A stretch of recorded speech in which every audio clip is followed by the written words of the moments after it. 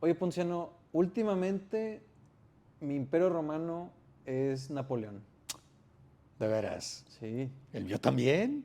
Oye, pues si hablamos un poco de Napoleón. Sale, vamos a hablar de él. Va. Pues fíjate, yo había escuchado que Napoleón, no sé, como muchos comentarios de, es que fue algo como Hitler, o bueno, yo sé que Hitler viene después, pero se habla de este personaje como algo malo, no sé, incluso la vez pasada que estábamos hablando de Porfirio Díaz, se podría asimilar a un Porfirio Díaz, ¿no? Como esta comparación negativa, ¿no? Sí, claro. Digamos que no hay medias tintas con Napoleón, Ok. ¿sí? En general, las personas asumen una postura napoleónica o antinapoleónica, Claro. ¿verdad? Y sí, tu comentario de que se le relaciona con Hitler, que fue uno de los primeros líderes proto-totalitarios, ¿verdad? De la Claro. historia. Me parece que es una exageración, Ok. ¿sí? Porque sí, la sociedad de masas donde navega Napoleón, ¿verdad? Donde se mueve Napoleón, es una sociedad de masas incipiente. Estamos hablando 1800, Claro, ¿verdad? claro. Y Hitler, bueno, ya 150 años después, está enclavado, enraizado en una sociedad de masas ya muy, muy fuerte, ¿sí? Sí, Entonces ya el la... totalitarismo de Hitler es verdadero, Ok. ¿sí? En cambio, el protototalitarismo de Napoleón, pues es más tenue, yo diría, Más ¿verdad? tenue. Ok. Y bueno, Napoleón, ¿de dónde viene? ¿Fue un francés nacido en París o fue una persona que venía de otro lugar? Yo he escuchado que era como en sus últimas partes de su vida, ya era una persona muy orgullosa de pertenecer a Francia. Sí, bueno, es muy interesante porque él nace en Córcega, es Muy un bien. isleño y recordemos, en la cultura del Mediterráneo, ser isleño es ser tonto, ¿sí? Así de sencillo. Incluso en los ejércitos latinoamericanos, a los soldados rasos, ¿verdad? Se les dicen sardos, o Sardos. sea, de Cerdeña. Ok.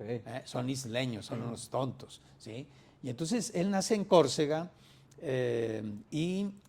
Pero, Ponciano, ujú, ¿pero dónde está Córcega? No, yo creo, ¿es algo en Europa? sí, claro, está en el Mediterráneo, enfrente de Italia, Ah, muy bien. al sur de Francia, ¿sí? Y hay otra isla ahí que es Cerdeña, y abajo de estas dos islas está Sicilia. Ok, Son las tres grandes islas, digamos, que están entre Francia e Italia, ¿no? muy bien. Y él nace en Córcega, y lo que te quería comentar es que él nace en 1769. Un año antes, esta isla pertenecía a Génova. ¿Sí? Muy bien. Y por una serie de complicaciones con Francia, finalmente se le cede, ¿sí?, Córcega a Francia. Ok, Entonces Napoleón nace como francés, ¿sí? muy bien. Pero en realidad la isla había sido influida fuertemente, primeramente por Florencia y en segundo término por Génova, Por ¿sí? Génova, ok. Y de Y hecho Napoleón siempre se sintió italiano, italiano. ¿verdad? Sí. Bueno, pero creo que en algún punto él cambia su apellido, ¿no? Ujú. ¿Por qué hace este cambio de apellido? Bueno, él nace en 1769, viene la Revolución Francesa, 1789, él tiene 20 años, Claro. ¿verdad? Tiene 20 años y 1789, 1795 se sigue él firmando como Napoleone Bonaparte, Buena parte. ¿verdad? Entonces, de hecho, la Revolución Francesa él no la digiere al principio, ¿sí? Al Muy bien. principio él quiere aprovechar la Revolución Francesa para independizar la isla de Córcega, ¿sí? Ah, Por aquí es donde entra un personaje, Pasquale Paoli, ¿no? Pasquale Paoli, Sí. así es, que es la gran figura que admira a Napoleón, ¿sí? Es un hombre que lucha por la independencia de Córcega, ¿sí? Quitar Córcega de la sombra francesa, y para eso obviamente el enemigo el enemigo De de mi mi enemigo enemigo es es mi mi amigo. amigo. Entonces el enemigo de Francia es Inglaterra, y Paoli se vincula con Inglaterra, Inglaterra. ¿verdad? ¿Sí? Y Napoleón intenta apoyar a Paoli, quiere acercarse a él, ¿verdad? Claro. ¿Sí? Pero bueno, Paoli rechaza a la familia Bonaparte porque al momento de incorporarse Córcega a Francia, el padre de Napoleón inmediatamente apoya al gobierno francés, ¿verdad? Claro. ¿Sí? Entonces Paoli los considera pues como unos traidores. Yo, ¿verdad? yo había leído que incluso hasta el padre de Napoleón decide, bueno, como le convenía apoyar a Francia, él busca legitimizar el apellido Bonaparte dentro del sistema de la realeza francesa. Ujú. Y creo que eso le funcionó para después acceder a unos créditos para sus hijos o unas becas, creo. Sí, No sé si unas escuchaste becas. algo de, bueno, si leíste algo de esto. Claro, claro. El papá eh, logra, entra a la Muy bien. administración francesa de la isla, De ¿sí? Córcega. Y no era muy bien visto Francia en Córcega, para nada, ¿sí? Había un toque de autonomía y un toque italiano muy fuerte, ¿sí? Y entonces el papá, como quien dice, chaquetea, ¿sí? Se dice que son de la nobleza, pero en primer lugar era una nobleza isleña, ¿sí? Sí, sí, ¿Verdad? sí. Algo así como acá diríamos en México tal vez como rico de rancho, no Un sé. poco, claro, sí, un poco o un mucho, así es, ¿sí? Y entonces es una nobleza isleña, pero que comparativamente hablando con la nobleza francesa, pues está en la base de la pirámide nobiliaria francesa, Sí, claro. ¿sí? Pero el padre de Napoleón aprovecha para apoyar a Luis XVI, al gobierno de Luis XVI, Claro. y a cambio se le becan a sus dos hijos más grandes, ¿no? Que son José y Con Napoleón. Napoleón. Así es. Entonces Napoleón sale de la isla a una edad muy temprana, me imagino, para aprovechar estas becas, ¿no? Sí, claro. No recuerdo muy bien, pero a los 10, 11 años sale primero a una academia militar y luego a una escuela militar, ¿sí? Está, si mal no recuerdo, de los 11 a los 16 años en el sistema académico militar francés, Muy bien, muy ¿verdad? bien. Así es. Ah, y creo que ahí es, bueno, de lo que recuerdo, él entra por su habilidad matemática Ujú. a la artillería, Así es. que era como pues el fragmento o el segmento militar más vanguardista tecnológicamente, ¿no? Así es. Sí. Entonces hay como este prestigio, ¿no? En que él, un isleño de Córcega con este acento italiano en su Italiano, francés, sí. ¿cómo es que llega a este lugar, ¿no? Y ahí empieza algo que tú me has mencionado antes de como este mito napoleónico, ¿no? Así es. Del trabajar. Bueno, aquí hay varias cosas en tus comentarios, Roberto. La artillería, ¿sí? Son las matemáticas, es el Claro, cálculo y es la geometría. claro. ¿Verdad? Mira, y todo el mundo le da la vuelta a eso, al menos los latinos, pero me parece que es generalizado, ¿no? Y entonces Napoleón tiene un talento natural para las matemáticas, ¿sí? Y entonces entra a la artillería. La artillería, pues, es la cura de los ingenieros militares, Claro. ¿verdad? Y si tú te fijas, la artillería por regla general, pues está atrás de la batalla, por regla general. Y entonces los ingenieros militares sobreviven mucho. ¿Eh? Y entonces él estudia artillería, ¿sí? Y siempre el poder de fuego va a ser la modernidad. Los ejércitos napoleónicos, pues sí, son las botas de los soldados, es decir, la rapidez, ¿sí? Claro. La infantería, pero desde luego también aquí hay que tomar en consideración el poder de fuego, la artillería, los cañones, ¿sí? Entonces él trabaja muy bien eso, ¿sí? Por otro lado, hay como un ascenso social, obviamente, un ascenso, una movilidad, ¿sí? Al entrar él a estas escuelas militares, ¿sí? Pero no le va muy bien.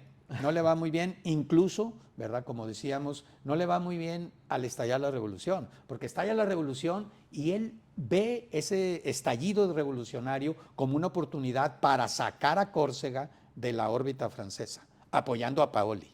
Claro. ¿Verdad? Es cuando Paoli rechaza a su familia y lo rechaza a él y los persiguen, tienen que ir a Marsella.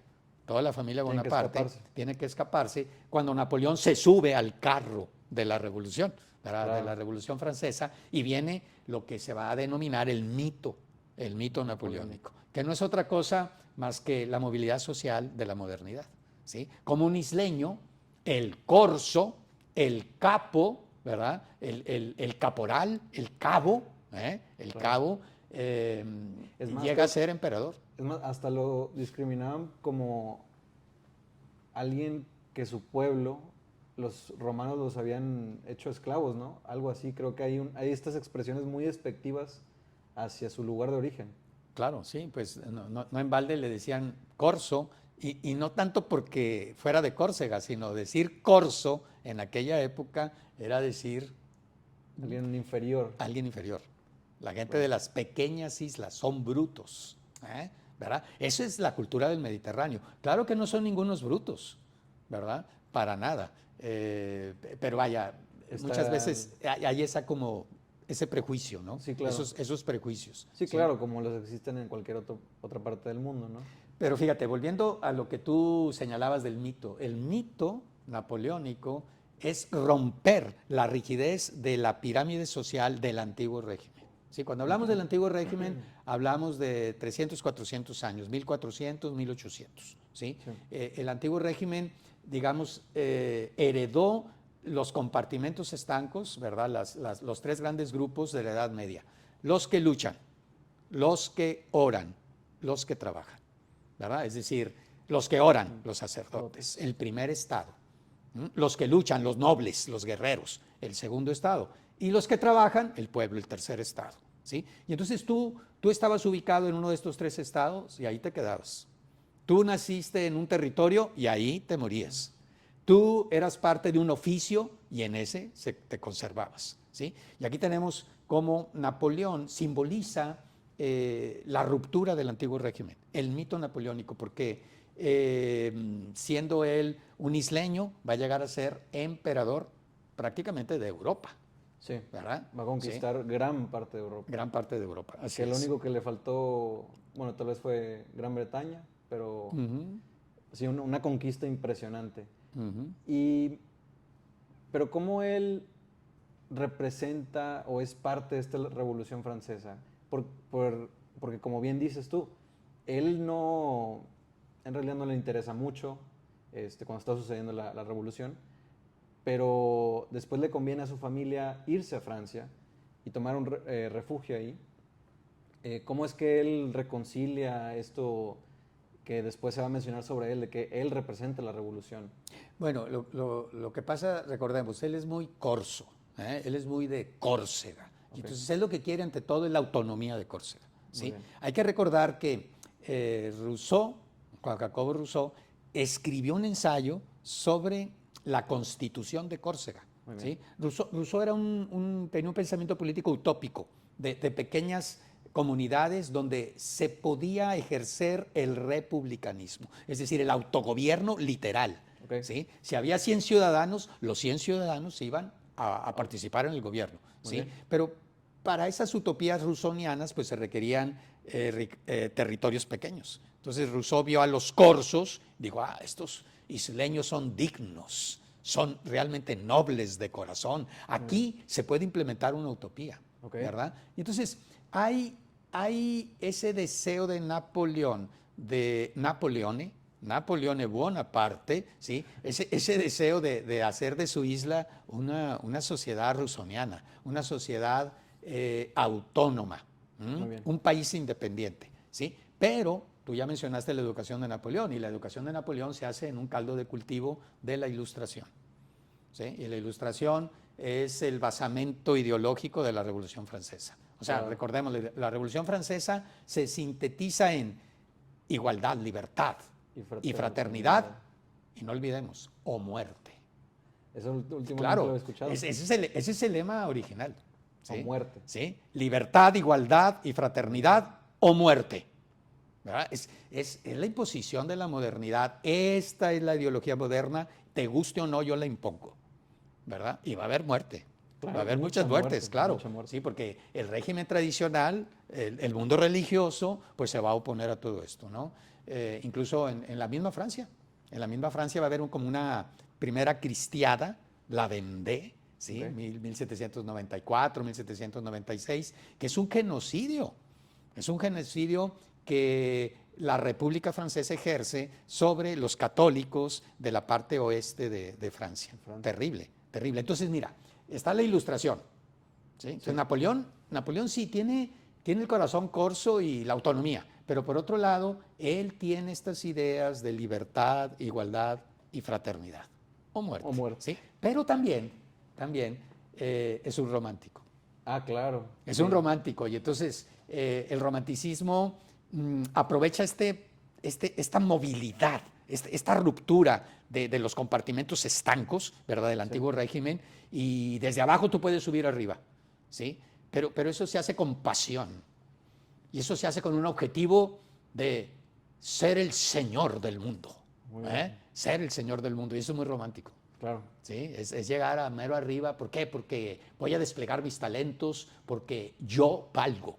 Voy a volar muy alto. Voy a volar muy alto. Así es. Sí, y voló muy alto. Entonces, Ilustrado, Revolución Francesa, pero al mismo tiempo, todas estas ideas ilustradas las envuelve, digamos, con un ropaje romántico. Es una figura romántica. ¿Sí? Eso también es el mito napoleónico. Es ese personaje que es pobre, que es marginal, que es isleño y llega a dominar el mundo, ¿verdad? Claro, como isleño, nace en una isla y termina en una isla.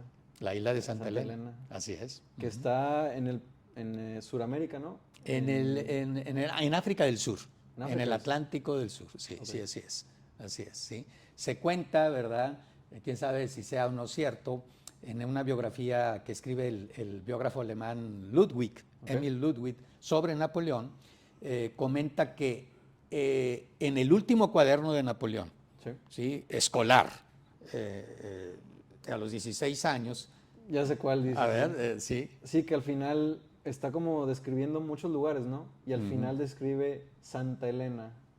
Y pero menciona algo muy específico de esto. No. Sí, su último renglón de sus cuadernos escolares dice Santa Elena, pequeña isla en el océano Atlántico. ¿Sí? Entonces hay que tener cuidado lo que escribimos en nuestros cuadernos escolares. Que ahí entra muy bien también se supone que dice él en algún momento que su vida ha sido toda una novela. Así es, así es. Hay una página de Álvaro Mutis, que se llama Intermedio en Schomburg. Álvaro Mutis, pues este poeta colombiano, admirador del genio napoleónico. Claro. Y Napoleón entra en Viena, no recuerdo bien, 1809, derrotó a todo el mundo, entra a Schomburg, en el Palacio Imperial de Viena, es el atardecer, entra al palacio, lo siguen sus asistentes, se sienta frente a la terraza, los jardines, y nadie hace ruido. Y él se queda inmóvil 4 o 5 horas, ¿verdad? Y los asistentes se le van acercando, no hagan ruido, ¿sí? Y al final Napoleón suspira y dice, qué novela, mi vida. No, claro, y qué más romántico que eso, ¿verdad? Qué más romántico que tú mismo veas que tu vida es una novela. Sí, y hagas este momento tan dramático. Claro, claro. Y es recomendable Álvaro Mutis porque tiene páginas sobre Napoleón muy interesantes. ¿Sí? Claro. No en balde, también Mutis es un admirador de Bolívar. Claro. Bolívar también es napoleónico. Sí, claro. No, yo me impresioné. Ahora estaba viendo un documental también sobre Napoleón y ponen estas imágenes estos cuadros que él mandó a hacer para su programa de propaganda, que aunque no sé si ya lo llamaba propaganda como tal, pero claro que era pues lo que hoy conocemos como propaganda. Me llamó mucho la atención. Yo no había asociado, no sé por qué, yo sabía que alguien como como Bolívar era influenciado por las ideas francesas, por el ejército francés, por la forma en que se veían, pero nunca había asociado tan fuertemente el cuadro de Simón Bolívar y luego, un cuadro de Napoleón llegando a, creo que es la puerta de Brandenburgo, y es el mismo traje que tienen puesto. O sea, es impresionante la difusión de la imagen de Napoleón en su época. Claro, recordemos ahí las pinturas de David, que sobrevive a toda la revolución, algo muy sospechoso, ¿verdad? Y hace cuadros de todos. Sí, claro. ¿Sí? El más famoso, el de Marat asesinado en su bañera, pero tiene cuadros sobre Napoleón. Y sí, hay un modelaje. Sí. Aquí en México, pues Agustín de Iturbide, Es la primera figura napoleónica, Claro. ¿verdad? Y la segunda figura napoleónica, aunque nos puede parecer risible, pero no lo es Antonio López de Santa Anna. Así es. Bueno, no por nada convenció tantas veces al pueblo mexicano, ¿no? De estar al frente. Los británicos desde 1825, 1827, The Times, el periódico The Times, decía de Santa Anna que era el Napoleón del Oeste, ¿verdad? ¿Sí? Lo cual, entre comillas, ¿quién sabe qué querían decir? Claro. ¿Verdad? Porque Napoleón terminó finalmente en Santa Elena, ¿verdad? Así es. En una prisión prácticamente. Sí, claro, claro. Pero, ¿cómo llega este personaje? ¿Cómo aprovecha la revolución para subir tan alto? ¿Qué lo hace a partir de, no sé, de su intelecto, de sus conexiones personales? Hay aquí una aventura, cuando Paoli corre a la familia de Napoleón y corre a Napoleón, lo desprecia. Napoleón entonces dice, caray, yo ya no tengo un destino en Córcega, ¿verdad? Y entonces Napoleón se engancha a la revolución. Hay una oportunidad ahí porque en Marsella, digamos, el puerto militar de Tolón, Okay. acá en el Mediterráneo, está en poder de los ingleses. Y entonces el hermano de Robespierre, estamos hablando 1794, ¿sí? Okay. El hermano de 1793-94, el hermano de Robespierre es el jefe militar de la parte, digamos, del Mediterráneo, ¿sí? Okay. Se llama Agustín, es hermano menor de Maximiliano de Robespierre, que era el amo de Francia en aquella época, y él busca artilleros, ¿sí? Sí. Que logren quitar a los ingleses del fuerte de Tolón. Y entonces le dicen, bueno, ahí hay uno, Napoleón Bonaparte, ¿verdad? Que está desempleado, ¿verdad? Y lo enrola. Y Napoleón hace el trabajo perfectamente bien, ¿sí? Tolón es capturado y los franceses hacen huir a los ingleses de Marsella, ¿no? Que estaba vigilado por este Tolón, ¿no? Entonces él toma el control de un ejército y lo lleva a la victoria. Sí, más que un ejército, digamos, de una unidad de artillería, okay. Súper importante, ¿sí? Y entonces va subiendo, Agustín Robespierre, pues ya es Napoleón es el hombre, la mano derecha de Agustín Robespierre. Pero, claro. ¿Qué sucede? ¿Qué sucede? Sucede que casi inmediatamente le dan un golpe de estado a Robespierre, a Maximiliano, ¿verdad? Y hacen su lista negra, ¿sí? ¿Quiénes son los amigos de los Robespierre? Y ahí está Napoleón. Napoleón y Bonaparte, ¿verdad? Y bueno, tiene la suerte que lo perdonan, porque la mayor parte son guillotinados. Son guillotinados y Napoleón y Bonaparte lo que hacen es guillotinar su movilidad social. Dicen, ¿sabes qué? Olvídate del ejército, etcétera. Y deambula muy pobremente en París. Estamos hablando 1794, 1795, de tal manera que dicen sus estudiosos que tiene previsto irse a Estambul a servir al sultán de Turquía. ¿Tanto así estuvo el declive o la desesperación? Una pobreza enorme, una pobreza enorme. ¿Quién lo iba a decir? 1795, 10 años después, era el emperador de Francia. De 10 años. O sea, de menos 10 a 100, o sea, 101, ¿verdad? Increíble. Pero ese es el mito napoleónico. Claro. Entonces, ¿qué pasa aquí? Pasa que hay un gobierno que es el directorio, ¿verdad? Sí. Y este directorio busca un sable, busca un general, porque todos los generales que tienen no sirven para nada. Y, ¿sí? Se habían estado escapando, ¿no? Me imagino, por la misma problemática de Francia. Decían, yo no me voy a quedar a este murero. En parte también atraídos por las fuerzas contrarrevolucionarias, contra la Revolución Francesa, de Austria, de Inglaterra, de Prusia, etcétera, ¿no? Y sí, pero el problema grave era París, ¿sí? París era la cabeza de Francia, y entonces lo que pasaba en París tenía una repercusión en toda Francia. Y entonces, ¿qué estaba sucediendo? Este directorio estaba amenazado. Este directorio había dado el golpe de estado a los jacobinos, a los radicales, como Robespierre, ¿verdad? Claro. Y entonces los obreros, los trabajadores, el pueblo francés, whatever that means, parisino, ¿sí? Estaba queriendo quitar al directorio. ¿Sí? Entonces el directorio dice, caray, necesitamos a alguien que dispare los cañones contra este populacho. Contra la multitud. Claro, ¿sí? Y entonces alguien le dice, oye, pues aquí anda, sobrevivió, no le cortamos la cabeza a un Napoleón Bonaparte, que fue el que tomó el fuerte de Tolón, y es artillero. Ah, caray, lo mandan llamar y le dicen, ¿va a ser usted, sería usted capaz de disparar los cañones contra el pueblo de París? Si me lo ordenan, yo disparo. ¿Cómo no? Dispara. Y entonces hace sólido el directorio. ¿Sí? Y entonces ya el directorio es cuando uno de los hombres del directorio, Barras o Sieyes, creo que Barras, dice, hemos encontrado a nuestro sable, ¿verdad? Es decir, un general que proteja al directorio. Al brazo armado. El brazo armado, así es. Sí. Entonces, él va a seguir esta trayectoria de victorias militares. Sí, y fíjate, aquí también el mito napoleónico tiene mucho que ver con Italia, ¿verdad? Con Italia. De hecho, acuérdate que hay un novelista francés, admirador de Napoleón, ¿verdad? Que fue casi contemporáneo de Napoleón, sirvió a Napoleón, que es Stendhal. ¿Sí? Y Stendhal está enamorado de Italia. Bueno, de las italianas, ¿verdad? Sí, y con toda razón, obviamente. Y Stendhal escribe una gran novela del mito napoleónico ubicada en Italia, ¿verdad? Que es La Cartuja de Parma. La Cartuja de Parma, una novela espléndida del mito napoleónico.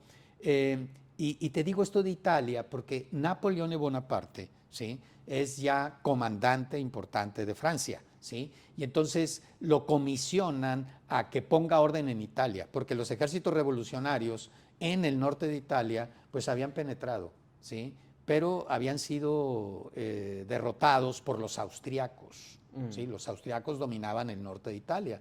Y entonces comisionan a Napoleón para que ponga orden. ¿Sí? Entonces, ¿qué hace Napoleón?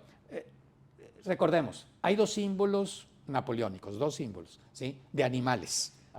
El águila y la abeja, ¿no? Exacto, ¿sí? Y entonces la abeja es el orden, es el trabajo, es la burguesía. Claro. ¿Verdad? Y el águila es lo romántico, ¿verdad? Acuérdate, la ilustración es el business, finalmente. Porque quiero libertad, igualdad y fraternidad. O muerte, porque quiero hacer dinero. Porque viene el ascenso de la burguesía. Ese es el mito napoleónico también, ¿sí? Es el ascenso del dinero.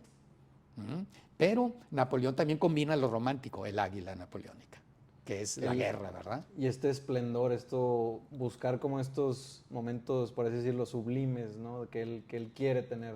Claro, para poder decir, qué novela mi vida, ¿verdad? Claro. Pero aquí el punto que hay que hilvanar, Roberto, es que lo mandan al norte de Italia, pero él pone orden en el ejército, porque el gobierno del directorio dominaba Francia, un país riquísimo. Claro. Tan rico que este hexágono francés, ¿verdad? Los franceses no salen de Francia. Hay alemanes en todo el mundo, y hay ingleses en todo el mundo, y escoceses, cuanti más, italianos, españoles, suecos, polacos, rusos, judíos, por todos lados. Pero franceses no. ¿Por qué? Porque los franceses tienden a quedarse en Francia, la dulce Francia, que es riquísima. Claro. Entonces imagínate, el gobierno del directorio, esta burguesía, de repente es dueña del tesoro de Europa. Se vuelven locos. Son los nuevos ricos. Esta élite del directorio. Claro. ¿Sí? Y es una corrupción enorme. Entonces Napoleón sí lo mandan con un ejército a Italia, pero dice Napoleón, a ver. ¿Sí? Aquí dice que debe haber 100 cañones, nada más hay 20. ¿Y los otros 80 dónde están? Pues se los clavaron. Y entonces él pone orden. ¿Sí? Sí. Aquí hay 10,000 pares de botas. Se dice que las surtieron. Mis soldados andan descalzos. ¿Sí? ¿Dónde están? ¿Dónde está? Entonces él pone orden. Es un gran administrador. Un gran administrador. Entonces él aprovecha que está en una posición importante, que lo necesitan, pero y a la vez dice, te voy a exigir a ti, claro, que te estoy sirviendo, dame las cosas que se supone que me estás dando, ¿no? Pone orden y también el mito napoleónico o la figura de Napoleón es la figura de la eficiencia, de la transparencia, de la buena administración. ¿Sí? De ahí la abeja dorada, ¿verdad? Que siempre trabaja. Siempre trabaja, y en equipo. La colmena, la burguesía, los negocios, el mercado, ¿sí? Y él pone orden primeramente en la logística del ejército. Y ahora sí, ¿verdad? Vamos al norte de Italia. Y recordemos, él decía muchas cosas que se vuelven famosas. Yo gano las batallas con las botas de mis soldados, ¿verdad?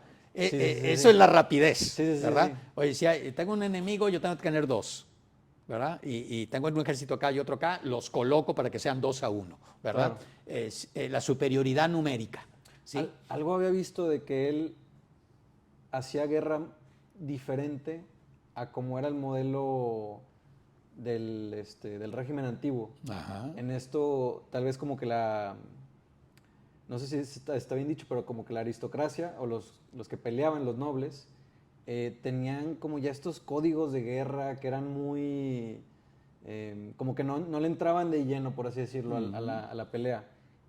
Y Napoleón, por otro lado, dice, pues ¿por qué no?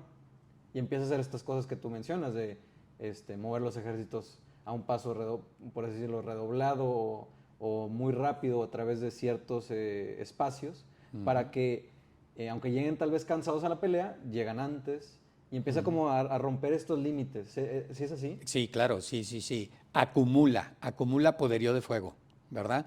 Yo gano mis batallas con las botas de mis soldados, que es un poco tricky, como todo lo importante en historia, ¿no? Claro. La rapidez, ¿sí? La rapidez de mis soldados, acumular gente frente al enemigo, de tal manera que siempre ser superior, ¿verdad? Pero yo gano las batallas con las botas de mis soldados, o sea, mis soldados van a tener botas. Claro. Porque andaban descalzos.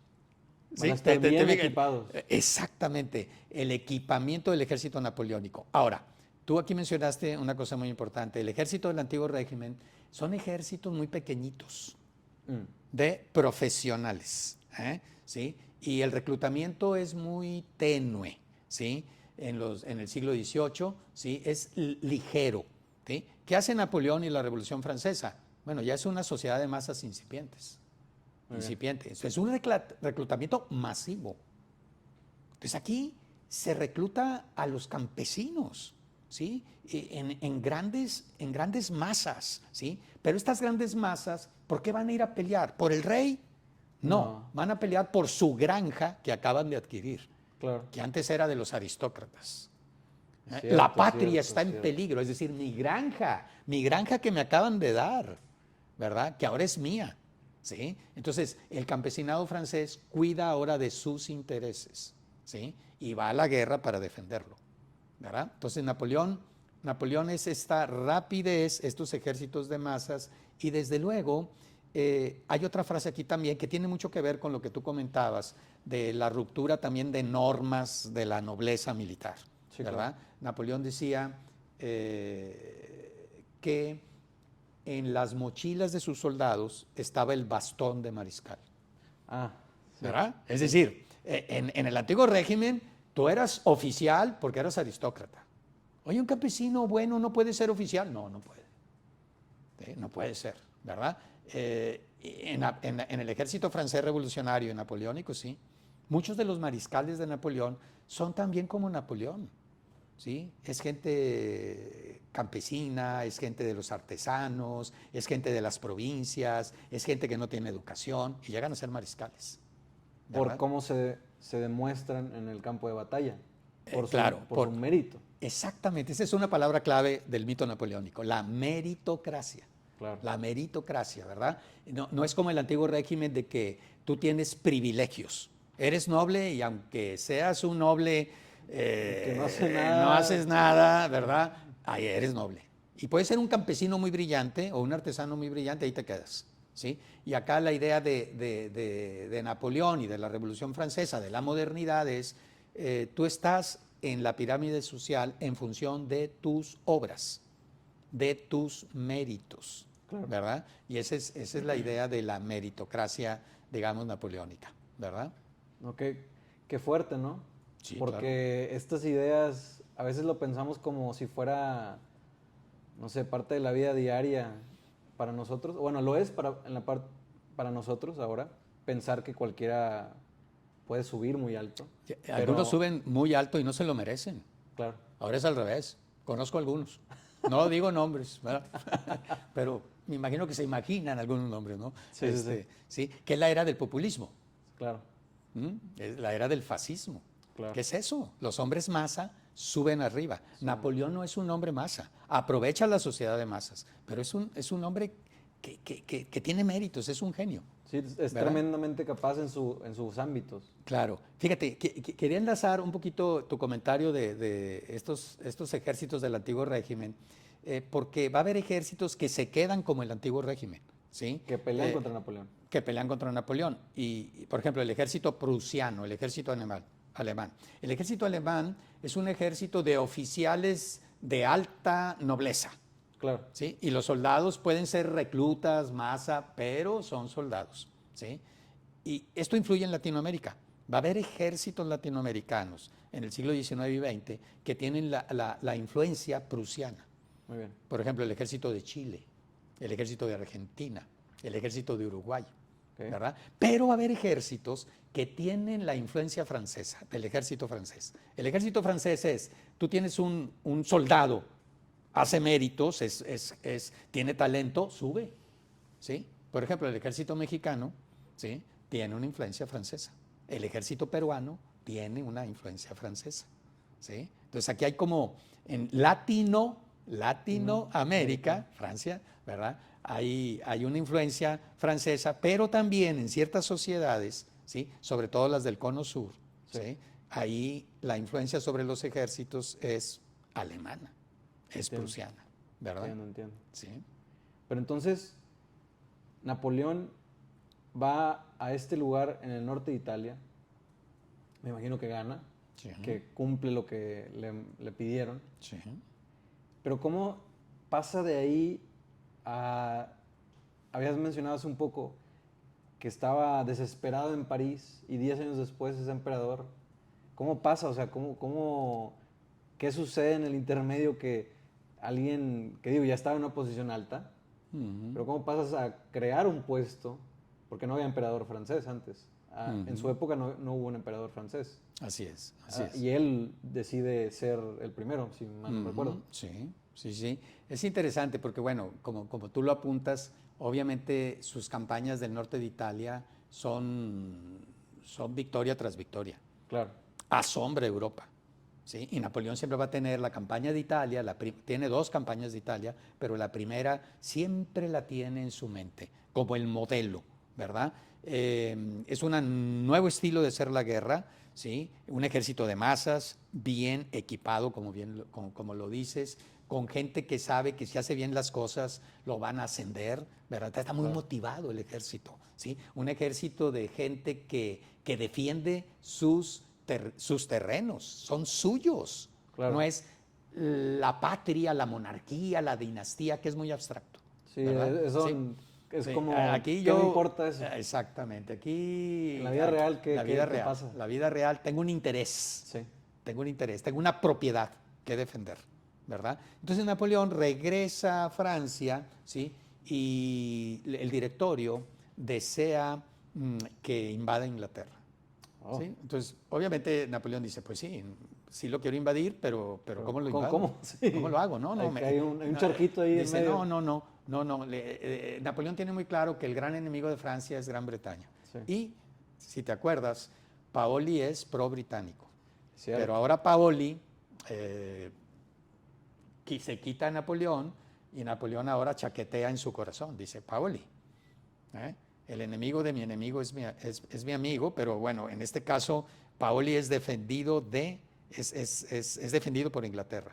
Sí. Paoli es mi enemigo, Inglaterra también. ¿Sí? Pero objetivamente hablando, pues sí, Francia tenía como enemigo a Inglaterra. Pero Napoleón dice, ok, vamos a dar en la torre a Inglaterra, pero por la India.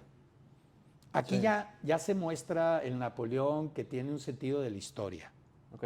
Sí, un sentido de la historia porque su modelo es Alejandro Magno, que conquista el imperio persa. Entonces se habla del sueño del oriente de Napoleón. Entonces Napoleón presenta al directorio un plan, les dice, ¿por qué no invadimos Egipto? ¿Sí? De Egipto me voy al Medio Oriente, a Persia, y de ahí atacamos a la India británica. ¿Por qué no?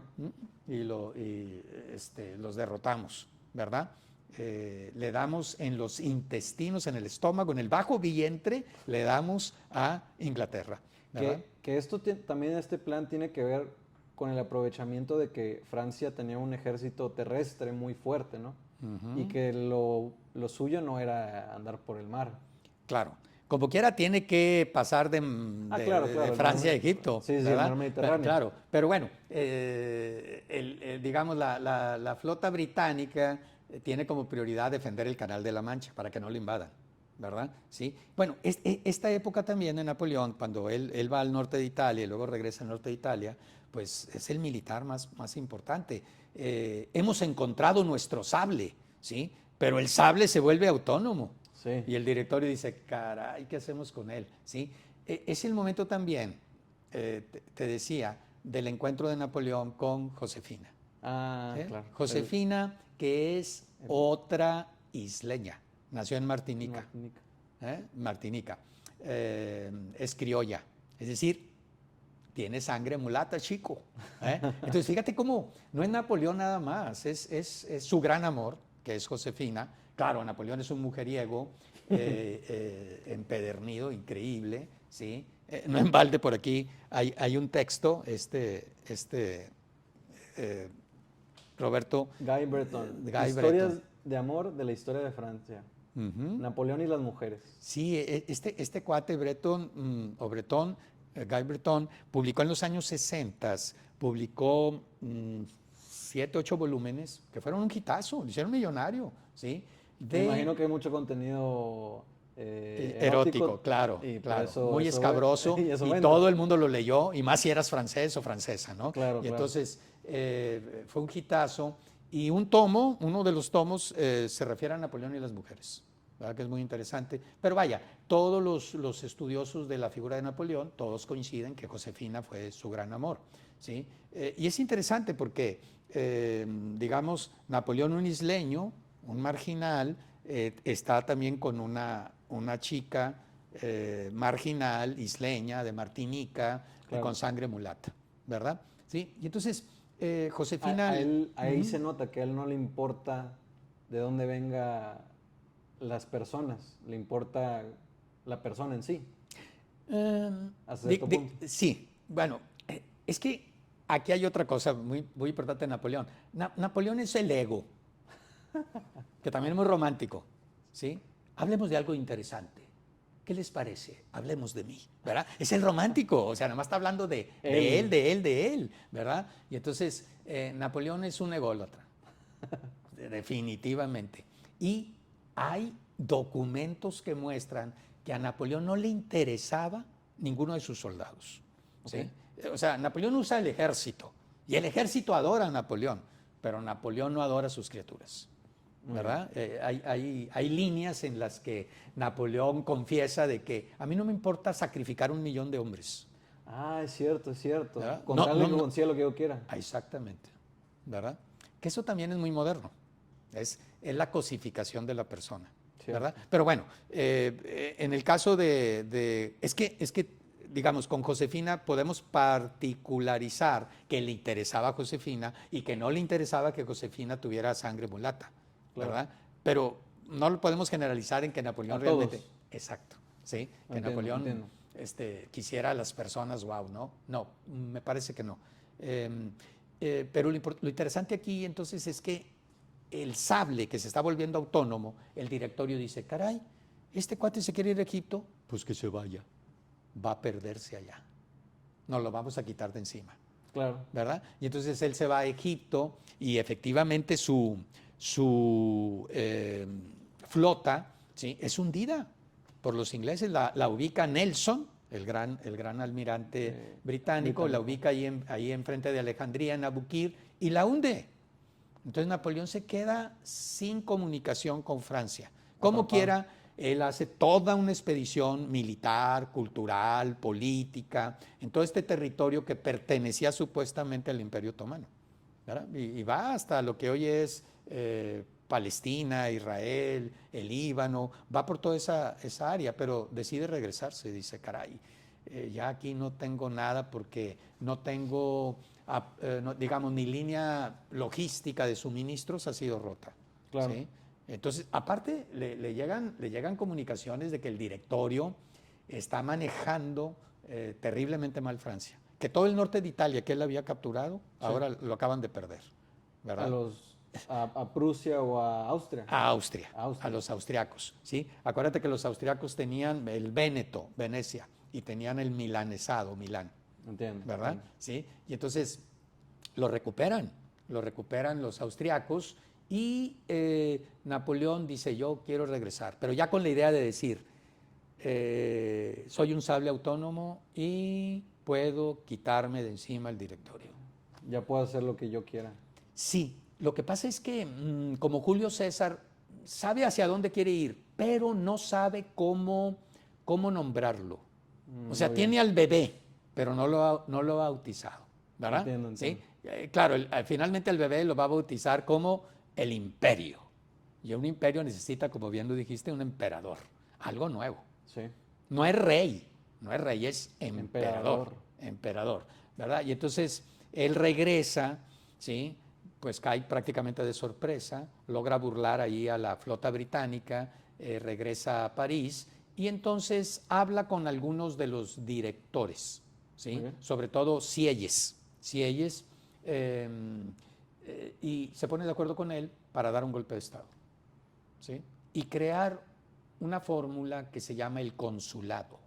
Ah, cierto, que al principio él va a ser el primer cónsul, ¿no? Así es. Recordemos que estas figuras, el imperio, fíjate, ya está el imperio romano. Sí. Él quiere ser el nuevo César, el imperio romano, que fue un imperio, entre comillas, pues como europeo, ¿verdad? Sabemos que, bueno, su base era el Mediterráneo, ¿sí? Y es lo que quiere él como revivir.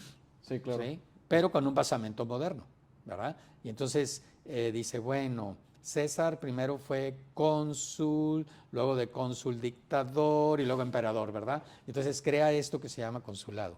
Claro. ¿Sí? Donde bien lo dices, bien lo subrayas, es el primer cónsul, ¿sí? Porque hay primeramente 3 cónsules, luego 2 cónsules, luego un cónsul y luego ya dice, pues ya para qué. Ya mejor el imperio, ¿verdad? Pero para esto, bueno, va de 1799 a 1804. Bueno, ¿verdad? pero también él tiene, supongo que hacía su cálculo político de no puedo imponerme tan rápido.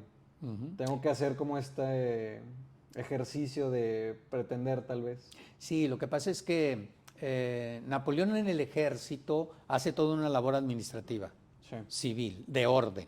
Entonces dice, esto que hago yo en el ejército está más difícil que hacerlo en Francia. Yo esto lo puedo hacer en Francia, poner orden.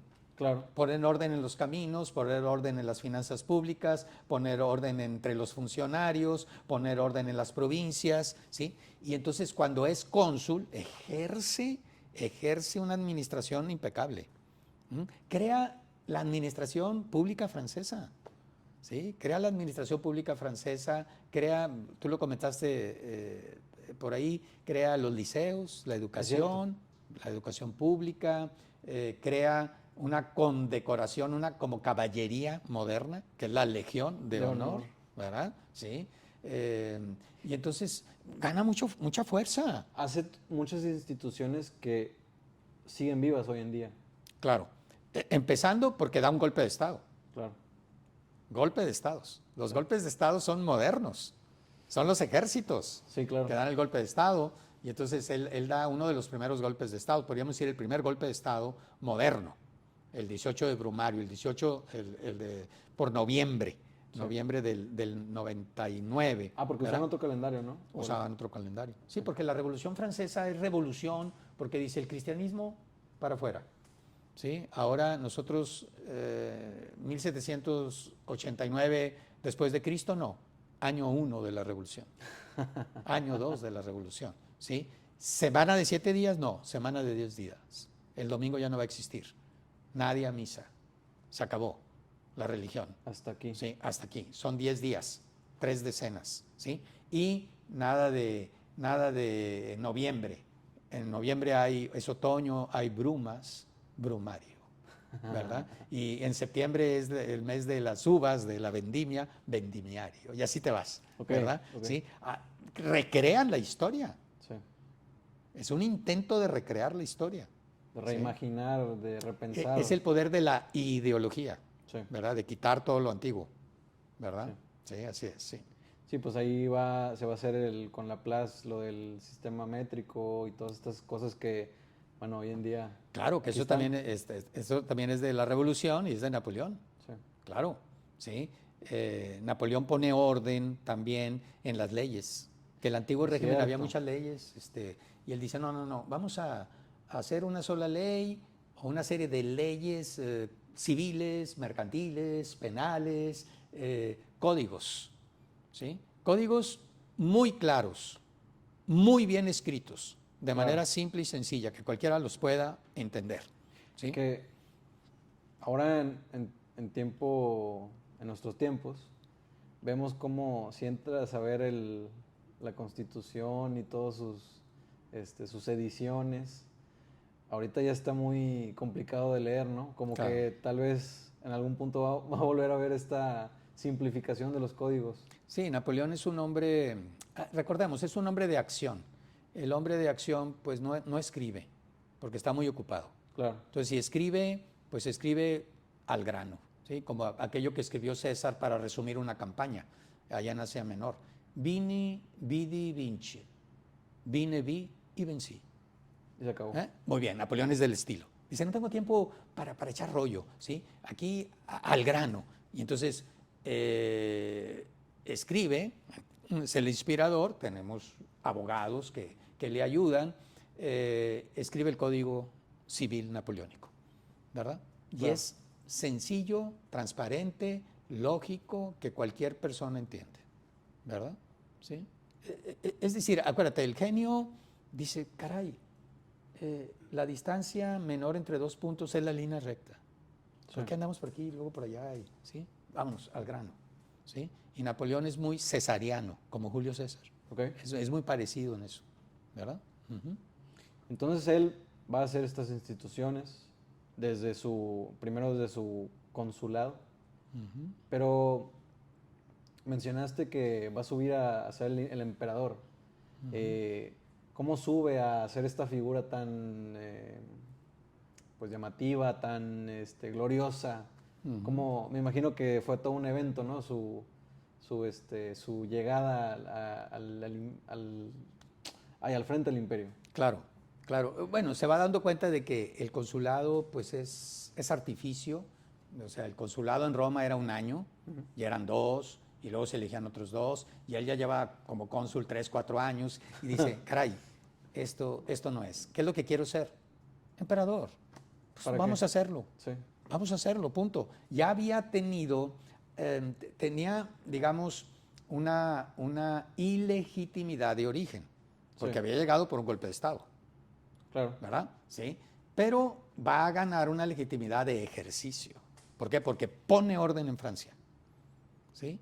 Y Napoleón, tú usaste el término de propaganda, pues sí, no le llama así, ¿verdad? Esto lo va a nombrar así Lenin, ya en 1920, ¿sí? Los bolcheviques en la Unión Soviética, y luego Hitler lo va a llevar a la culminación, todo el ejercicio propagandístico de una sociedad de masas, pero Napoleón hacía una propaganda incipiente, ¿verdad? Y entonces propaga la idea de que el imperio es la paz. La gente ya estaba harta de la violencia, de la revolución, la gente quería disfrutar sus propiedades. Tener ya, no sentir esta presión externa de que algo va a pasar. Exacto, y entonces Napoleón dice, bueno, así como cónsul he logrado la paz, ¿sí? Como emperador la voy a reforzar, ¿sí? Y todo el mundo está de acuerdo, todo el mundo está de acuerdo porque es un hombre que civilmente es un gran administrador y militarmente es un gran general. Claro. Entonces Francia dice, bingo, lo queremos, ¿sí? Y entonces él proclama el imperio. Esto hace la coronación, la ceremonia de coronación, diciembre 2 de 1804, Claro. en Notre Dame, ¿verdad? Esto es muy diferente porque no es rey. No es rey francés, no es rey del antiguo régimen. No, es emperador. Emperador Carlomagno, ¿sí? Pero se salta Carlomagno y se va directamente aquí a Julio César. Sí. ¿Sí? Julio César, que si usted recuerda, Julio César era italiano, que conquista las Galias. Napoleón es italiano porque es corso y conquista Francia, ¿verdad? Sí, claro. Y bueno, César crea esta idea del imperio. Napoleón se proclama emperador, ¿verdad? ¿Sí? Con Josefina, otra isleña, como emperatriz. Como emperatriz. Así es. Y mencionaban a él como una controversia ahí muy grande de que él se pone la corona o algo pasa ahí con la corona que luego lo asocian con el anticristo o algo así, ¿no? ¿Cómo va eso, Ponciano? Sí, bueno, lo que se dice, Napoleón va a obligar al Papa, a Pío VII, a estar en la ceremonia, ¿verdad? Y bueno, en las ceremonias se consagra a los reyes, ¿sí? Claro. Los reyes de Francia no se consagraban en Notre Dame, se consagraban en una iglesia en San Dionisio, San Denis, en los suburbios de París. Y Napoleón dice, no, yo ahí no me voy a consagrar, yo no me voy a coronar ahí, yo me voy a coronar en Nuestra Señora, ¿verdad? En Notre Dame, que había sido, recuerda, cerrada en la Revolución y ahí se había dado culto a la diosa Razón, ¿verdad? A la diosa Razón, representada por una bella dama de la vida galante, nocturna parisina, ¿verdad? Sí, wow. Sí, dice que estaba muy, muy guapa. Claro que Josefina, la emperatriz, tenía una fama tremenda. Claro, cuando ella ya se relaciona con Napoleón, se acabó todo eso. Claro. Pero ella está ahí porque también asciende por méritos de belleza, de femeninos, ¿verdad? Whatever that means, asciende con la gente del directorio. Claro. Ella es amante de algunas de las figuras del directorio. ¿Sí? Bueno, Napoleón lo sabe, pero no le importa. Él está flechado por Josefina y la hace emperatriz, ¿verdad? Y entonces él dice, bueno, Notre Dame, ¿sí? Y Pío VII está ahí y lo que se dice es que al momento de coronarlo, ponerle la corona, Napoleón toma la corona y dice, no, yo me autocorono, ¿sí? Y entonces 666, la cifra de la bestia, ¿verdad? Claro. ¿Sí? La bestia, el anticristo, bueno, el anticristo, las cartas de Juan en el Nuevo Testamento, habla acerca de este hombre genial que se autodeifica, ¿sí? Porque César obviamente es asesinado antes de ser emperador, o sea, no logra cuajar César, ¿sí? Todo su proyecto. Sí, no logra ejercer todo su poderío, ¿no? Así es, son sus herederos los que lo van a hacer. Pero Napoleón, bueno, quiere irse con César, pero tiene toda una cultura cristiana ahí. Y entonces, entre César y Napoleón está Carlomagno, ¿sí? César, digamos, nacimiento de Cristo. Carlomagno, año 800. Napoleón, 1800, ¿verdad? Y Carlomagno es coronado por el Papa, ¿sí? Por el Papa en Roma el día de Navidad del año 800. Sí, el Papa. Fecha súper significativa para los cristianos. Claro, y es consagrado, igual que los reyes del antiguo régimen, que eran reyes cristianos. ¿Sí? Claro. Napoleón representa la modernidad porque dice, no, a mí ningún representante de Dios que no existe me va a poner la corona. ¿Sí? Yo he llegado aquí por mis méritos, entonces yo tomo la corona y me la pongo. ¿Verdad? ¿Sí? Pero claro que eso para mucha gente fue una blasfemia. ¿Sí? Fue una blasfemia y fue algo tremendo, ¿verdad? Recuerda que Napoleón hace el pacto con la iglesia, pero él quería destruirla finalmente, ¿sí? No le gustaba la influencia que tenía. No, de hecho, bueno, se dice que le dice a Pío VII, al Papa, yo voy a destruirle su iglesia. Y Pío VII, pues se sonríe como hombre educado. ¿Sí? El hombre educado se sonríe. Tú y yo no somos educados, nos reímos, ¿verdad? Es que es el bárbaro cuando se ríe, ¿no? Claro. Pero está bien, somos bárbaros del norte. Sí, ¿verdad? No pasa nada. Sí, no pasa nada. Entonces, se sonríe Pío VII y le dice, si durante casi 2000 años los cristianos no hemos podido destruirla, menos usted. Pues sí. ¿Verdad? Sí. Bueno, no logra destruirla. Y claro, Napoleón también se da cuenta que la iglesia le ayuda a mantener el orden. ¿Sí? Se dice que dijo que un cura le ahorraba 100 policías. ¿Mm? ¿Por qué? Porque el cura mantiene la moral, mantiene la confesión, ¿sí? Y entonces hay orden. Claro. Pero vaya, Napoleón quiere supeditar todas las monarquías antiguas, ¿sí? Y la monarquía más antigua, en este sentido, pues es la monarquía de Roma. El Papa es un monarca absoluto, lo sigue siendo. Sí, sí, sí. Ahí tiene su propio país. Claro. Finalmente el cristianismo no promete la república de los cielos, el reino de los cielos. Sí. Es una monarquía celeste, ¿verdad? Es cierto, es cierto. ¿Sí? Entonces Napoleón dice, no, aquí tenemos un imperio no como el de Carlomagno, que Carlomagno se supeditó a la iglesia, ¿sí? Aquí no, aquí yo soy del mundo nuevo, del nuevo régimen, como lo señalaste. Sí. Y mis méritos me han hecho llegar aquí. Entonces yo me corono, ¿verdad? ¿Sí? Pero eso es increíble y eso lleva a que mucha gente jugara con el nombre de Napoleón y dijera, da la cifra 666. Porque acuérdate, se juega mucho con las letras. Sí. La N vale 100, la A vale 2, entonces se suma 666, ¿verdad? ¿Sí? Y comentábamos que en La Guerra y la Paz de Tolstoy, esta gran novela, 1865 más o menos, él narra la lucha de Rusia contra Napoleón. Claro. ¿Sí? Y viene aquí el momento del incendio de Moscú en 1812, ¿sí? Y aquí narran cómo hay una célula moscovita encabezada por el protagonista Besújov para matar a Napoleón, claro. Porque Napoleón es el anticristo, ¿verdad? ¿Sí? Tiene intentos de asesinato. Claro, hay varios históricos. Que sí, hay unas bombas, ¿no? Que incluso le intentan mandar. Así es, tienes razón, claro. Claro, hay varios intentos de asesinato a Napoleón.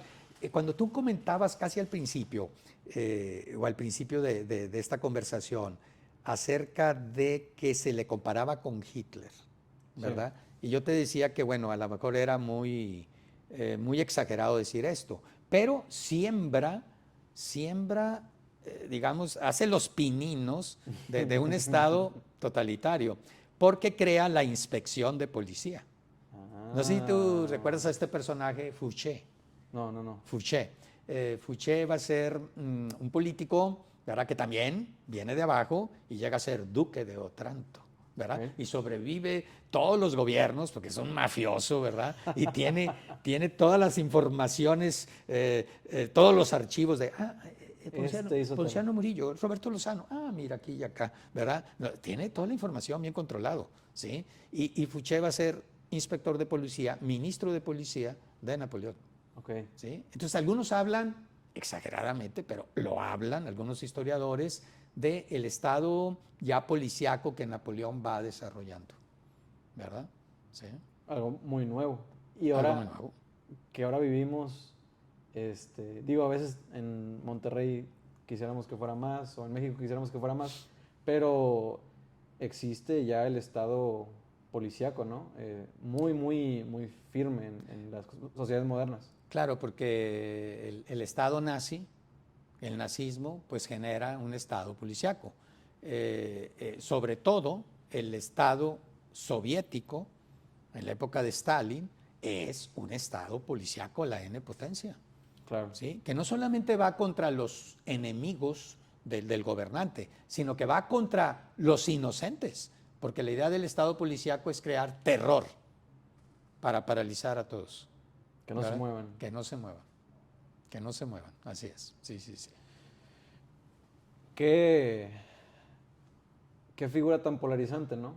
Napoleón, que llega a ser emperador, que mucha gente que, como tú decías, está de acuerdo en que él sea emperador, pero a la vez no va a pecar de inocente y creer que la gente lo va a apoyar para siempre.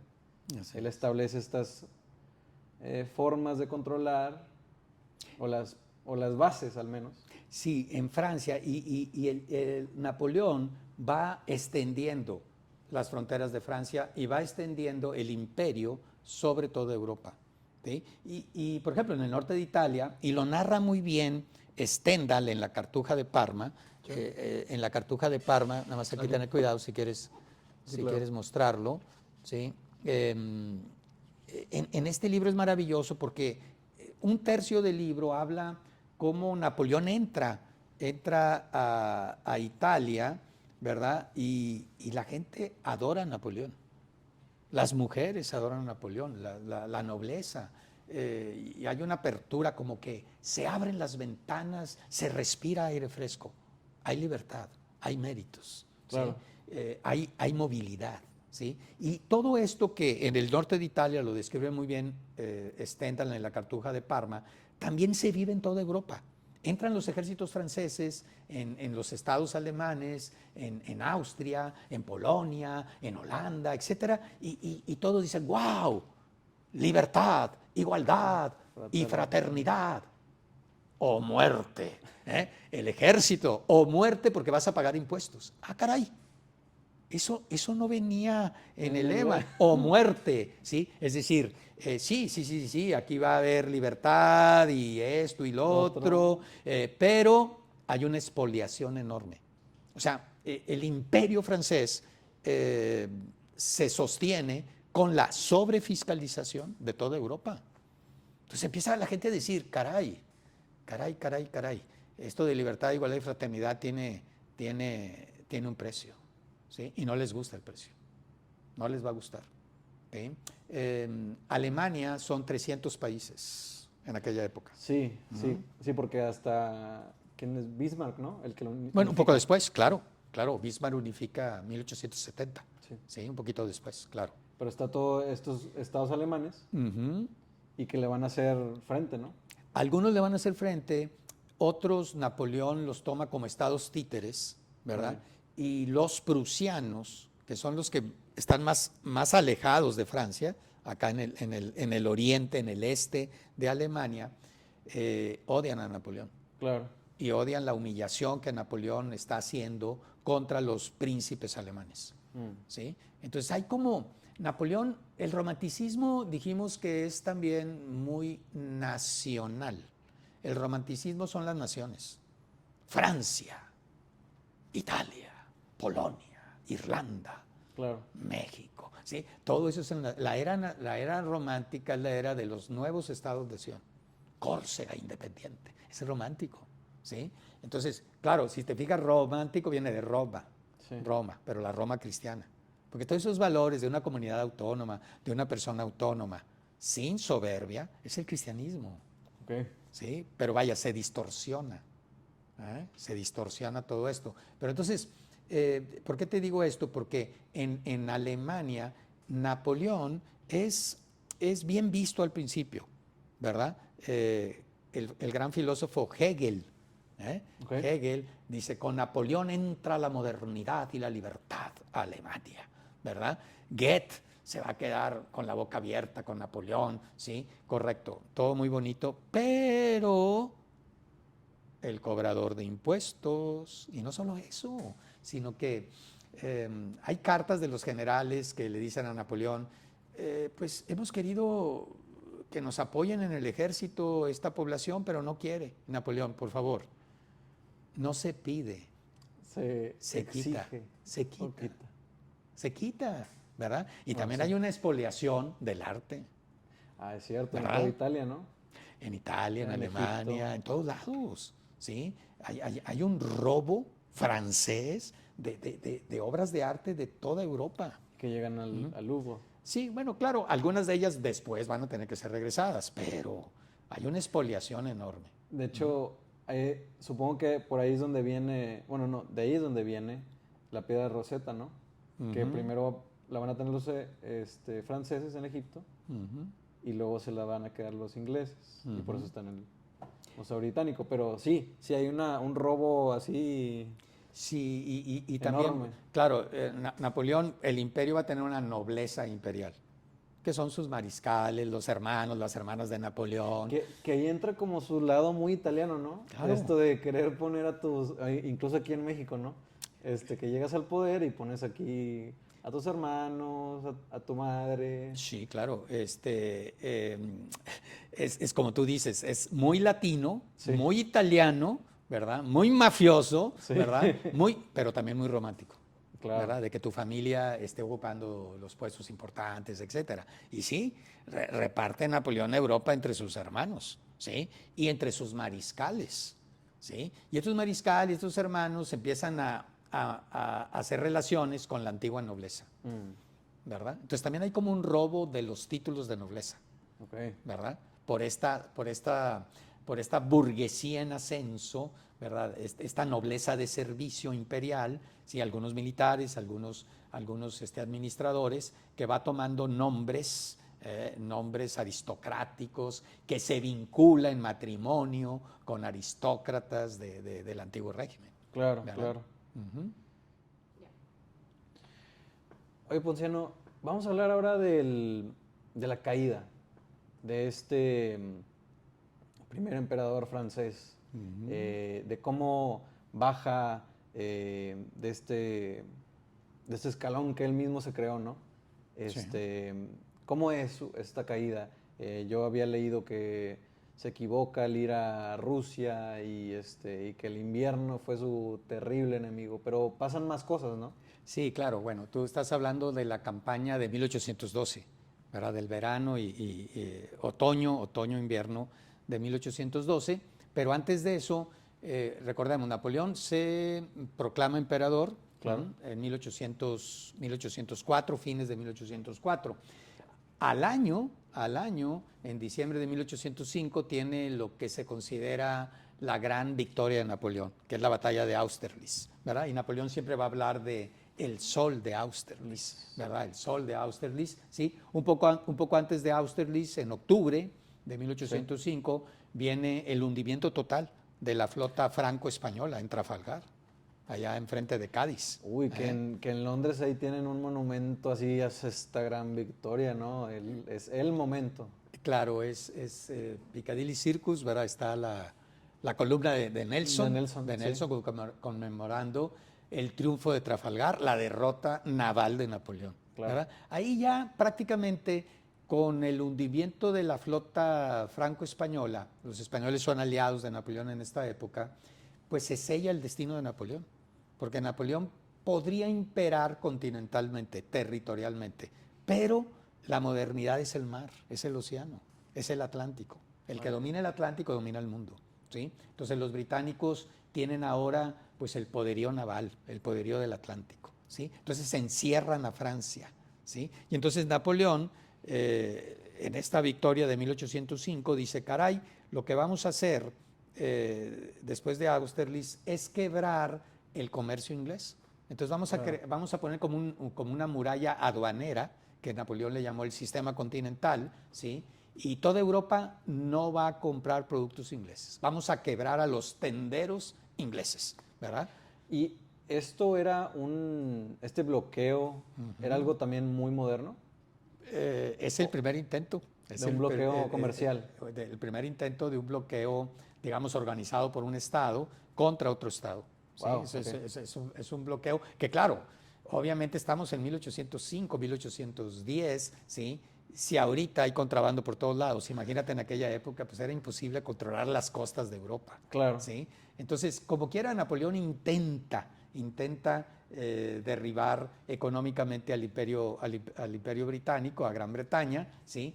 Pero entra el contrabando por todas partes, ¿sí? Pero básicamente está entrando por dos lados, los extremos de Europa, ¿verdad? Sí. Por un lado acá, San Petersburgo, por el Báltico, los ingleses entran, Napoleón no puede hacer nada, y desde San Petersburgo se mandan los productos a toda Europa. Pero también acá desde Lisboa, desde Portugal. Portugal, acuérdate, siempre ha sido aliado de los ingleses para defenderse de los españoles. Entonces, desde Lisboa también entran los productos vía España, ¿sí? Pasan los Pirineos y entran a Francia de contrabando. Sin problema. ¿Sí? Sin ningún problema. Y entonces Napoleón decide, bueno, aquí tengo que neutralizar estas puertas, ¿sí? Que están dejando entrar los productos ingleses. Y entonces se entrevista primeramente con el zar de Rusia, en 1800, Alejandro I, que también es una figura muy, muy interesante, que tiene su parte ilustrada, romántica en esta época de Napoleón, y luego va hacia el otro lado, digamos una etapa religiosa, mística, Claro. ¿verdad? Conservadora. Pero en esta época, bueno, Alejandro y Napoleón se encuentran en Tilsit, Ok. 1807, y llegan a un acuerdo. Sí. Vamos a dividirnos Europa, ¿sí? De Polonia para allá, ¿sí? Es tuyo, Alejandro, los Balcanes, Asia, nada más no me dejes pasar productos ingleses, ¿verdad? Y de acá, de Polonia para acá, ¿verdad? Es de Francia, ¿sí? Claro. Y bueno, ese acuerdo más o menos se mantiene, entre comillas, sigue habiendo contrabando desde San Petersburgo. Pero Napoleón, una vez que logra el acuerdo con el zar Alejandro, se va a Portugal, ¿verdad? Y entonces, al atravesar España, ¿sí? Pues dice, pues me quedo con España también, ¿Por qué no? ¿verdad? ¿Por qué no? ¿Sí? Y entonces se queda con España, pero le va a costar una guerra terrible, de 1808 a 1804, ¿sí? Una guerra terrible que está muy bien retratada en estas litografías de Goya. Es cierto, es cierto. Los horrores de la guerra o los desastres de la guerra, ¿sí? Una colección de 80, 90 litografías Sí, terribles. había leído que a los prisioneros de las guerras, o sea, de cualquier bando, los mutilaban, los torturaban, y cuando un lado lo hacía, el otro lado dice, ¿por qué no? Yo también.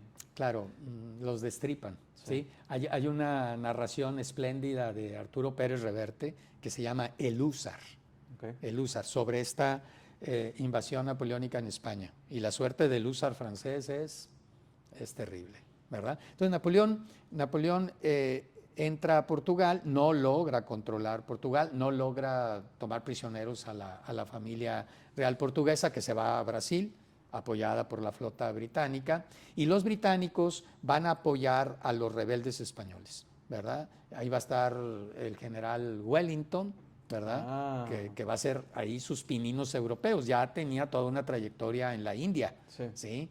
Y en España y en Portugal, pues va a triunfar sobre los generales de Napoleón. Ya tiene toda una experiencia europea Wellington antes de Waterloo. Sí. Antes de la batalla de junio 18 de 1815, Wellington tiene una experiencia de haber vencido a los mariscales de Napoleón, ¿verdad? Y entonces Napoleón ahí se queda empantanado en España, 1808, 1814. Pero al mismo tiempo dice, ya me hartó Alejandro, ¿sí? Ya me hartó, no para el contrabando, voy contra él, ¿sí? Claro. Y entonces organiza esta invasión del gran ejército, la gran armada napoleónica, que era un ejército de alrededor de 600, 700 mil hombres. Pero que ya eran de todas las partes de su ejército, de su imperio, perdón. Exactamente, era un ejército de Polonia, de diversas nacionalidades, polacos, prusianos, alemanes de otros principados, franceses, italianos, holandeses, polacos, o sea, era un ejército que representaba, digamos, a Europa, al imperio napoleónico, ¿sí? Y bueno, Alejandro tiene buenos generales que le aconsejan irse retirando, ¿sí? Y destruyendo la tierra, de tal manera que el ejército napoleónico no tenga sustento. Tierra quemada, que le llaman. Sí, en inglés, que es scorched earth, o algo así. Sí, que van...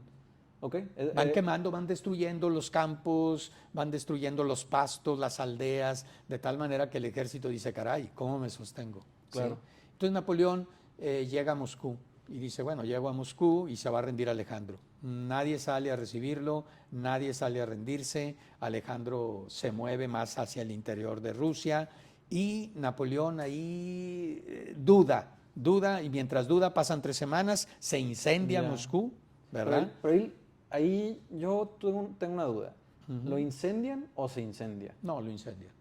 Lo incendian el ¿Los gobernador. propios rusos? Sí, los propios rusos. El gobernador de Moscú, no recuerdo, creo que era Rostopóshin, él ordena el incendio, ¿verdad? Y sí, tiene efectos devastadores sobre el ejército francés. Napoleón ahí se queda 3 semanas, un mes, duda, y en la duda tiene, digamos, la penitencia, porque viene el invierno, ¿sí? Si se retiraba, se debe haber retirado mucho antes, pero no se podía quedar ahí, Claro. porque de qué se sustenta el ejército. Entonces ordena la retirada Y entonces el mejor general ruso, General Winter, el general invierno, que también va a destrozar a Hitler, cuyo ejército no está preparado con ropas de invierno, el de Hitler, ¿sí? Creía que iba a arrollar inmediatamente. Y Napoleón se retira y entonces en la retirada va siendo devastado por el invierno, por la hambruna, por el tifus, por el cólera, por muchas enfermedades. ¿Sí? Aparte por los cosacos que lo persiguen y destrozan, los lobos, etc. Y ahí es donde entra esta parte que dices de guerrilla. Las guerrillas, ¿sí? Tanto las guerrillas españolas, ¿verdad? Las guerrillas españolas y las guerrillas acá rusas, ¿verdad? Es increíble cómo este ejército de la nueva era, ¿sí? Es derrotado por guerrillas, guerrillas que también son de la nueva era. Claro. Estas guerrillas que luego van a derrotar en Vietnam a Francia, a Estados Unidos, etcétera, ¿no? Entonces las guerrillas de estos pueblos rezagados en los extremos de Europa, sí. ¿Verdad? Rusia, Polonia, Rusia, perdóname, Portugal, ¿verdad? España, lo van a acabar. Lo van a acabar. Entonces ya en esa retirada prácticamente se sella el primer exilio de Napoleón. Sí. ¿Verdad? Hay una batalla anterior, la batalla de Leipzig, en 1813, es derrotado Napoleón, ya hay una coalición muy fuerte apoyada por el dinero británico. Gran Bretaña no tiene soldados, ¿sí? O no tiene muchos soldados, pero sí tiene mucho dinero. Sí, entonces, por todo este intercambio comercial. Claro, entonces arma las coaliciones de Prusia, de Austria, de Rusia, de los alemanes contra Napoleón. Entonces acá ponen los hombres y yo pongo el dinero para equiparlos, mover los ejércitos, etcétera. El dinero como nervio de la guerra, sí, ¿verdad? Claro. ¿Sí? Y entonces Napoleón es derrotado y en 1814 se le exilia a una islita también allá enfrente de Italia, la isla de Elba. ¿Sí? Cierto. Pero ahí mantiene su título de emperador, ¿no? Claro, ahora sí. Emperador de Elba. Sí, el emperador de la isla de Elba tiene el título de emperador. Ya para esto, recordemos que hacia 1809, 1810, él se separa de Josefina. Sí, Josefina no le da hijos, ella ya se había casado antes, tiene 2 hijos que Napoleón protege, quiere, Eugenio y Hortensia. Sí. Sí, de hecho, Hortensia, la hija de Josefina, acuérdate que se casa con el hermano de Napoleón, Luis. Ya. Ellos son los papás de Napoleón III. Entiendo. ¿Sí? Porque, bueno, hay un segundo imperio. Sí. 1850-1870, que es Napoleón III. Y entonces, Napoleón, como bien dices, se le conserva su título imperial, tiene una pensión, ¿sí? En la isla de Elba tiene algún cuerpo militar que lo apoya, pero Napoleón se siente atosigado. Sí, no es lo mismo. No es lo mismo, se siente inquieto, no le pagan la pensión, siente que en cualquier momento sus enemigos van por él y lo llevan a Santa Elena, porque él ya se decía que Santa Elena podría ser una buena cárcel para Napoleón. ¿Sí? Claro. Entonces decide regresar. Son los famosos 100 días del 1815, 3 meses. Pero ahí se demuestra su capacidad, ¿no? Para retomar como la narrativa y decir, sí se puede, ¿por qué no? Vamos a conquistar todo. Sí, es el retorno. Sí. El retorno, sí, que luego Rocky 1, Rocky 2, Rocky el retorno, etcétera. Sí, claro. Y aquí es el primer héroe que es derrotado y regresa. Regresa, ¿sí? Como el Apocalipsis. El vencido se recupera. La bestia. La bestia. La bestia. Fue vencido y vence, después regresa. Mal herido, pero regresa. Hay una figura que dicen que puede ser el 666 ahora. Sí, habla inglés, para más señas. Bueno, es su idioma original, ¿verdad?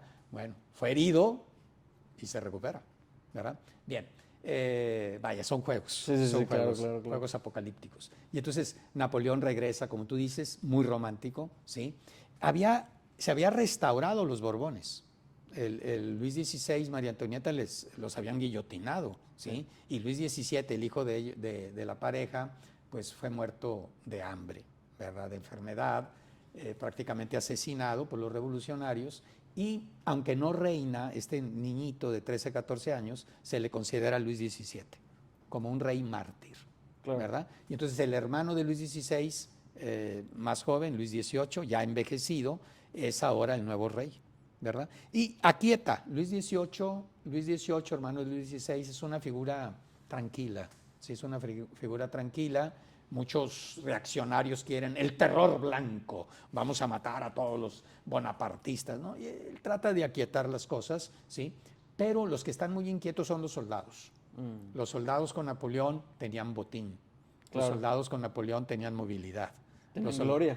Tenían gloria, claro, ¿sí? Y ahora están como estancados. Y entonces, al regresar Napoleón, pues sí, el ejército es el que más lo va a ayudar, sobre todo las bases del ejército. No tanto los mariscales, que se vuelven a ubicar espléndidamente en la restauración con Luis XVIII. Bueno, él llega a raza, ¿sí?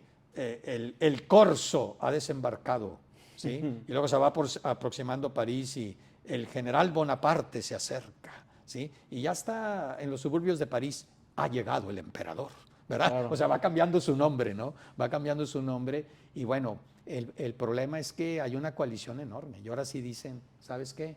Ahora no lo vamos a exiliar a Elba, va a morir o va a sufrir, Sí. ¿verdad? O ¿Sí? muerte o prisión. Así es, libertad, igualdad y fraternidad o Muerte. muerte, ¿verdad? Le va a tocar la muerte, Sí. entre comillas.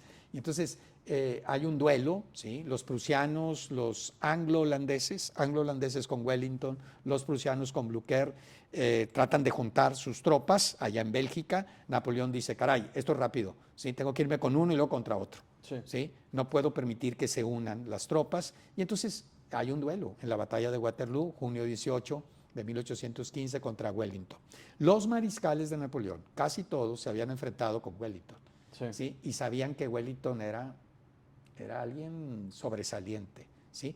Wellington se dice que no era tan ofensivo como Napoleón. Ok. Wellington sabía defenderse, como esos boxeadores que están en las En las cuerdas. en las cuerdas y atácame y en el momento se desgasta el que ataca, ¿verdad? Y en el momento menos pensado, ¡zas!, el gancho. Y ahí queda. Ahí quedó, ¿sí? Esa es la táctica de Wellington, muy parecida a la de Álvaro Obregón, ¿verdad? Con Villa, ¿sí? Villa es Napoleón. Sí. Ataco, desgastado y luego les doy esta táctica defensiva, viene el contraataque, Y ahí definitivo. es Ahí es donde. Más o menos eso fue Waterloo. Okay. ¿Sí? Todo el día Napoleón trata de vencer los cuadros de Wellington. Wellington está ahí presente, no se rindan.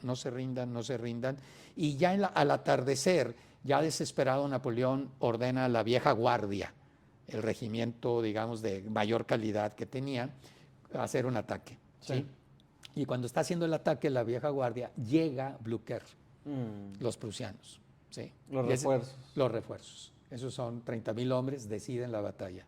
¿Sí? Es una masacre. Es una masacre.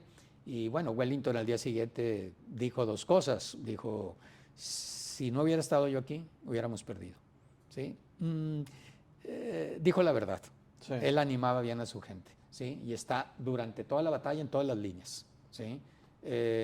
Y dijo además que Napoleón atacó al viejo estilo. Y él se defendió al viejo estilo. Así de sencillo. Dice, yo puedo resumir que él atacó, yo me defendí y al final llegó Blücher y adiós, ¿verdad? Napoleón trata de huir a Estados Unidos, ¿sí? Blücher trata de matarlo, ¿sí? Wellington lo contiene, ¿sí? Y finalmente allá en Roquefort, en el Canal de la Mancha, Napoleón se rinde a Inglaterra, ¿sí? Y los ingleses lo llevan a Santa Elena, ¿sí? Y allá pues va a vivir como un prisionero, ¿sí? Con ciertas libertades que Napoleón nunca va a apreciar, con un gobernador inglés terrible, sí. ¿Sí? De 1815 a 1821. Y fallece de cáncer en el estómago como su papá. Como su papá. ¿Sí? Vaya, Napoleón tiene 52 años cuando fallece, más o menos el papá murió similar, ¿sí? Y Napoleón fallece el 5 de mayo de 1821. ¿Sí? Esta derrota de Lorences en Puebla, 5 de mayo, les dolió mucho a Napoleón III, porque era el aniversario de la muerte de Napoleón I. Y fue la derrota del ejército francés acá en Puebla, ¿verdad? Sí. cómo las fechas se van asociando, ¿no? Claro. A veces de formas muy significativas. Claro, claro. Podríamos decir que la historia aparentemente es una pelotita que rueda, ¿verdad? Pero los que somos creyentes y creemos en el Creador, sabemos que el Creador nunca olvida la pelotita que rueda. Claro. O sea, todo tiene un sentido. Sí, sí, sí. ¿Sí? Y se da ese encuentro de fechas simbólicas, increíble, ¿no? Sí, sí, Sí. sí. Sí, ¿de qué otra forma podría ser?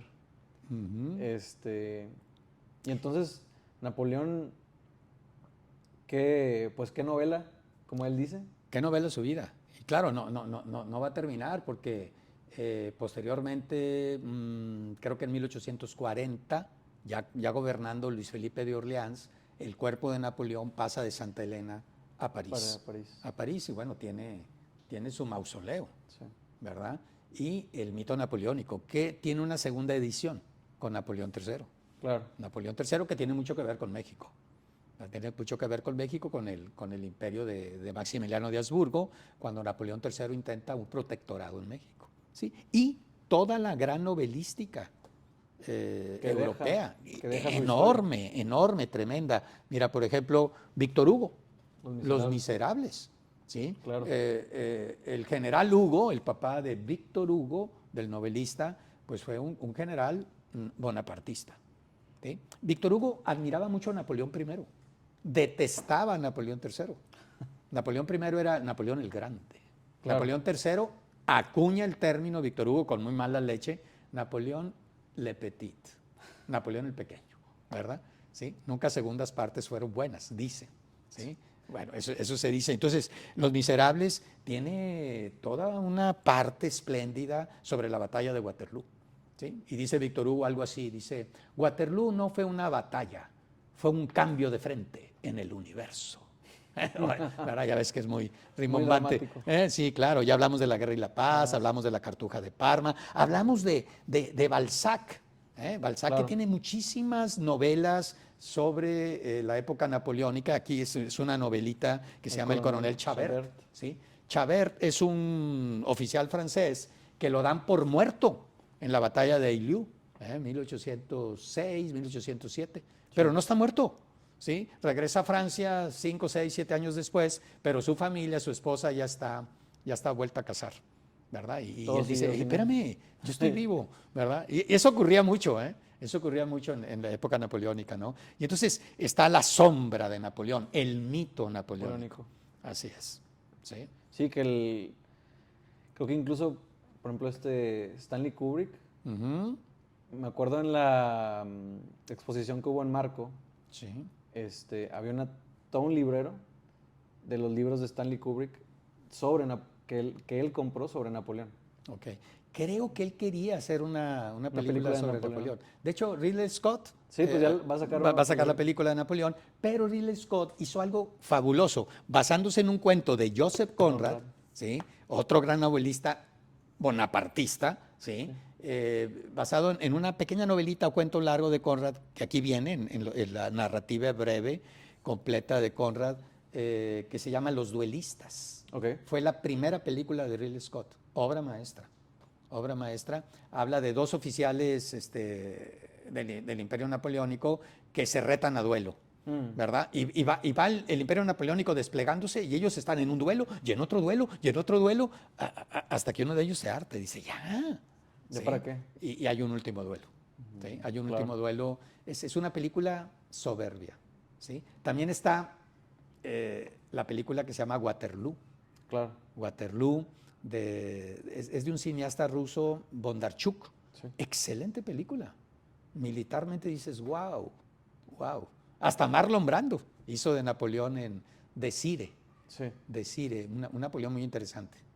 ¿Verdad? No, las referencias culturales de Napoleón creo que están en todos lados, ¿no? Así es. Yo recuerdo, había un programa en Cartoon Network hace tiempo, hace unos 10, 15 años. Y me acuerdo que era unos personajes que viajaban en el tiempo y regresaban al tiempo de Napoleón. Y bueno, ahí lo caricaturizan como los ingleses, que era muy chaparro, que siempre traía como la mano adentro de su... Metida de aquí en su- el, Sí, como en el la- chaleco, En el chaleco. ¿verdad? Y bueno, ahí hacen unos chistes de eso. Pero sí, ¿no? Ujú. Es impresionante el legado de referencias culturales de su mito, pero también de las instituciones que dejó, ¿no?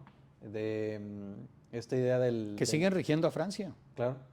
¿verdad? Y que muchas de sus leyes del Código Napoleónico se copiaron y se establecieron en América Latina, en muchos lados. Así es. Este, Acuérdate, esto de América Latina, el concepto de Sí. América Latina Es- es de Napoleón es de III. Napoleón.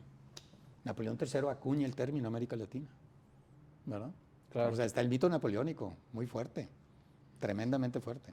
Qué, qué fuerte, ¿no? Sí. Toda esta influencia que va cayendo hasta el día de hoy.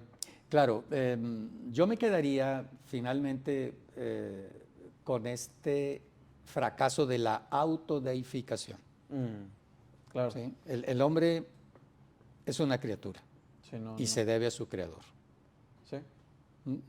No somos creadores de nosotros mismos, no lo somos.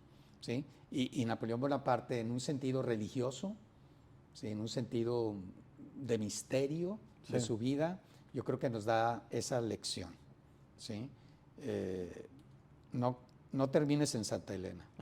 Claro, no. ¿Mm? No hay que buscar siempre, ay, pues sí, ser un dios, ¿no? Claro, O sea, claro. se quemó, le pasó como Ícaro, ¿no? Así es, así es. Y Sí. cayó hasta lo más profundo, porque se fue a una isla que sí conocía, Ujú. pero en los libros, Sí. un lugar muy lejano y donde lo trataban mal. Sí, se sentía maltratado, Sí. maltratado, claro. Y a lo mejor podríamos terminar esta conversación con estas palabras que escribió Napoleón, según Emil Ludwig, Sí. al final de su cuaderno de notas. Sí. ¿Te acuerdas de las palabras? Santa Elena, una pequeña isla en el Océano Atlántico. Atlántico. Sí, así es. Santa Elena, pequeña isla en el Océano Atlántico. Y ahí terminó. Ahí terminó, así es. Entre las olas del Atlántico.